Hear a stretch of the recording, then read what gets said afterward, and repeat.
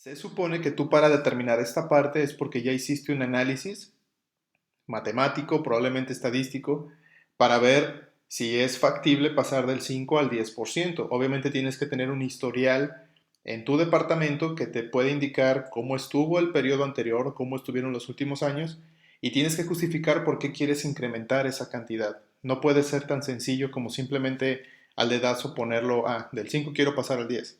Para efectos del ejemplo, eso es lo más sencillo, pero para cada uno de estos, por ejemplo, si tú estás hablando de que la expansión la vas a hacer de 2 a 4 sucursales, obviamente eso implica una cuestión de análisis de presupuesto, de factibilidad, de territorio y una infinidad de cosas que al final de todo ese análisis lo vas a reducir a decir quiero pasar de 2 a 4 sucursales. Y eso es muy importante que lo tomes en cuenta. Pero bueno, vamos a suponer que hicimos toda la tarea que tenemos que hacer y todo esto está plenamente justificado. Este incremento tangible en números está plenamente justificado y lo podemos poner así. Ahora, en alcanzable, simplemente tenemos que determinar si esto que estamos planteando es alcanzable o no. Y simplemente le vamos a poner que sí, porque se supone que ya hicimos el análisis y ya hicimos la tarea. Entonces, todo esto es alcanzable. Si en alguno de los casos hubiéramos puesto no, pues simplemente tenemos que replantear el objetivo en los términos de lo medible, en la columna de medible. Entonces, a lo mejor en vez de un 25% aquí, yo pondría un 20% o un 15%. Pero obviamente cualquier reducción tiene que ser justificada. En este caso vamos a suponer que todo esto es alcanzable y en relevancia lo único que tengo que hacer es justificar por qué quiero poner o lograr ese objetivo o lograr ese aumento.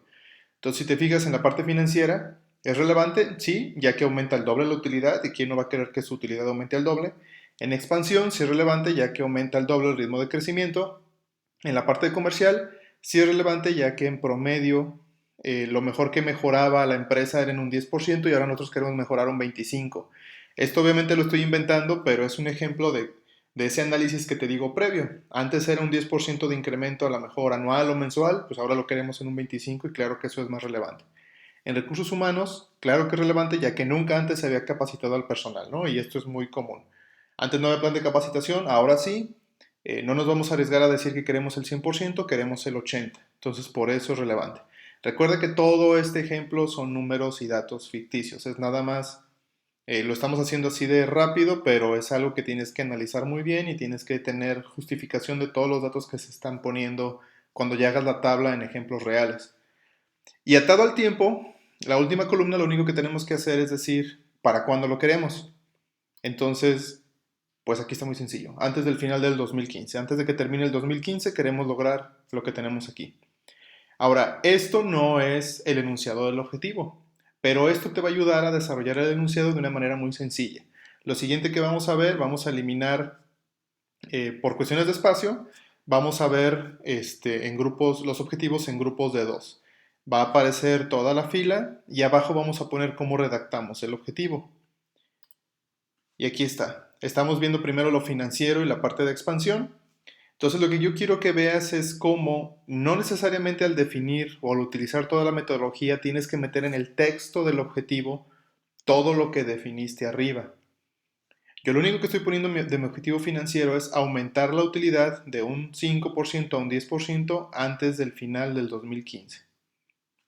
Como puedes ver, no estoy poniendo las palabras alcanzable y relevante en el objetivo. No es necesario porque eso ya lo justifiqué previamente.